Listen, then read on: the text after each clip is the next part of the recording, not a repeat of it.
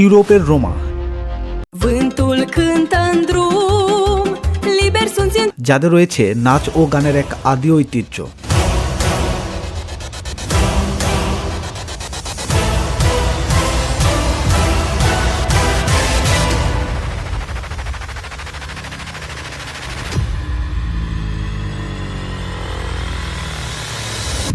বাংলাদেশের বেদে,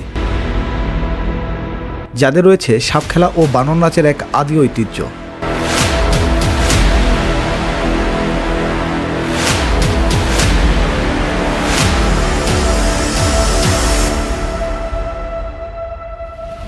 আপনি হয়তো জেনে থাকবেন, ইউরোপের রাজপথে যে রহস্যময় জিপসিরা গান গেয়ে বেড়ায়, বাংলাদেশের নদীবক্ষে নৌকায় থাকা বেদেদের মধ্যে এক অদ্ভুত রক্তের টান রয়েছে।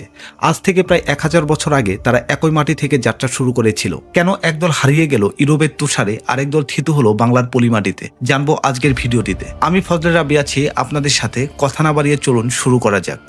গবেষকদের মতে রোমা জনগোষ্ঠীর আদি নিবাস ছিল উত্তর পশ্চিম ভারত তথা রাজস্থান, পাঞ্জাব এবং হরিয়ানা অঞ্চল। আজ থেকে প্রায় 1000 থেকে 1500 বছর আগে তারা ভারত ত্যাগ করতে শুরু করে। সঠিক কারণ জানা না থাকলেও ধারণা করা হয় যুদ্ধে গজনী মাহমুদ শাহের আক্রমণ, দুর্ভিক্ষ ও কাজের সন্ধানে তারা পশ্চিমের দিকে যাত্রা শুরু করে। তেমনি বাংলার বেদেরাও দ্রাবিড় ও আর্য বংশোদ্ভূত একটি গোষ্ঠী। কেউ পাড়ি দিয়েছিল ইউরোপের শীতলতম পথে, আবার কেউ বা বাংলার নদীমাতৃক পলিমাটিতে নিজেদের যাযাবর জীবনকে মানিয়ে নিয়েছিল। বেদেরা যেমন সাপ ধরা, দাঁতের পোকা তোলা বা শিঙ্গা লাগিয়ে বিষ নামানোর জন্য পরিচিত ছিল, রোমারাও তেমনি ভাগ্য গণনা ও ভেষজ ওষুধ তৈরিতে দক্ষ ছিল। রোমারা সারা ইউরোপে নাচ ও গান ছড়িয়ে দিয়েছিল, আর বাংলার বেদেরা গ্রামে গ্রামে সাপ খেলা ও বাদন নাচের মাধ্যমে বিনোদন জুগিয়েছে।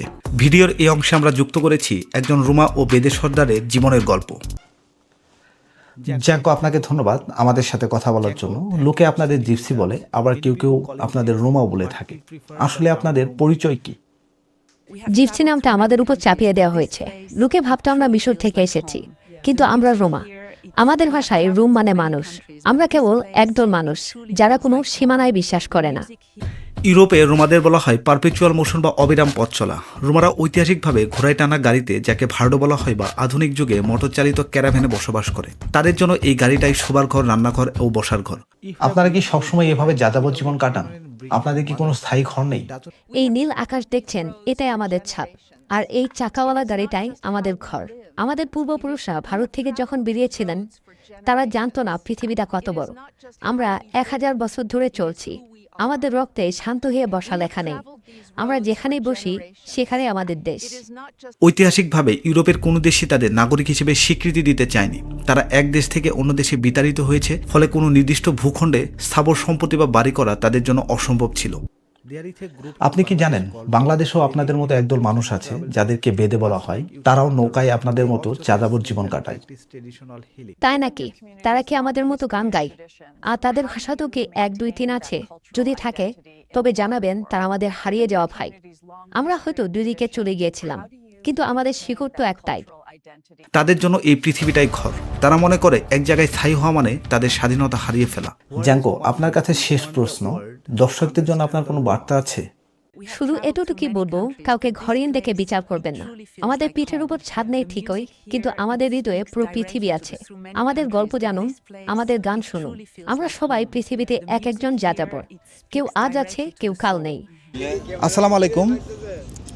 আপনারা তো সারা জীবন এই উত্তাল সাগরেই কাটিয়ে দিলেন। আপনাদের কি কোনো স্থায়ী ঠিকানা আছে?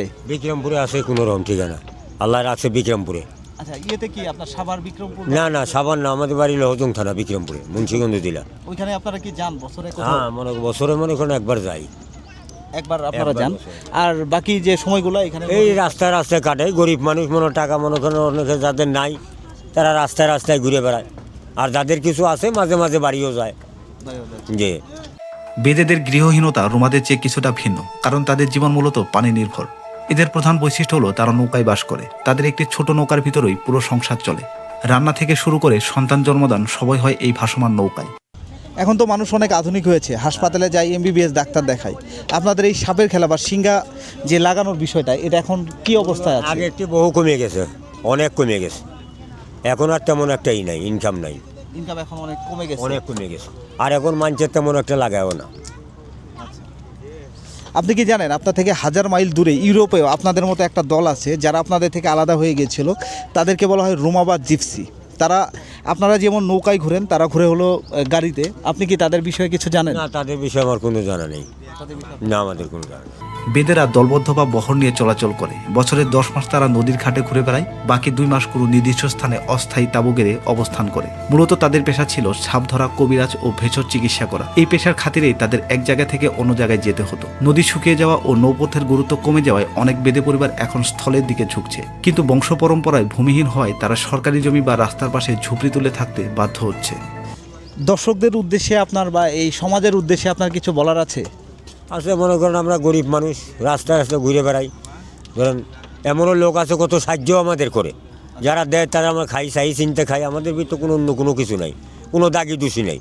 আমরা ধরুন চাই চিনতেই খাই, আল্লাহ চালায় কোনো রকম, ওটা বসে। আর যার দিল না দিল না দিল, বুঝছেন, আমাদের এইটাই ভাব। এই জায়গায় জায়গায় পুরে থাকি এরকমভাবে মানুষের সরকারি জায়গায় আপনাদের নিরাপত্তা আমাদের সরকারি তো জায়গায় পর্যন্ত দেই নেই, বুঝলেন। যারা আছে তার কোনো রকম আছে, আর যার নাই তো নাই, ওটা বসে। আর আমাদের সরকারে দেই নেই না। আধুনিক নৃতাত্ত্বিক গবেষণায় দেখা যায় বেদেদের শারীরিক গঠন, ভাষা এবং জীবনধারা উত্তর পশ্চিম ভারতের যাযাবর গোষ্ঠীর সাথে হুবহু মিলে যায়। জিপসি বা রোমারা যেমন 1000 বছর আগে পশ্চিমা তথা ইউরোপের দিকে যাত্রা করেছিল, তেমনি বেদেদের পূর্বপুরুষরা সম্ভবত পূর্ব দিকে অর্থাৎ বর্তমান বাংলা এবং মিয়ানমারের দিকে চলে আসে। উভয় সমাজে নারীর ভূমিকা অত্যন্ত শক্তিশালী। বেদে পরিবারে যেমন নারীরাই মূলত উপার্জনের জন্য বাইরে বের হন, পুরুষেরা ঘরের কাজ বা জাল বোনার কাজ করেন, তেমনি প্রাচীন রোমা সমাজেও নারীদের সিদ্ধান্ত এবং উপার্জনকে অত্যন্ত গুরুত্ব দেওয়া হতো। হয়তো তারা একে অপরের ভাষা বোঝে না, হয়তো তাদের ভৌগোলিক দূরত্ব 1000 মাইলের, কিন্তু তাদের যাযাবর আত্মা, তাদের সংগ্রামের ইতিহাস এবং শিকড়ের টান সবই এক। জিপসি বা বেদে তারা কেবল একটি গোষ্ঠী নয়, তারা হলো মুক্ত জীবনের এক একটি জীবন্ত দলিল।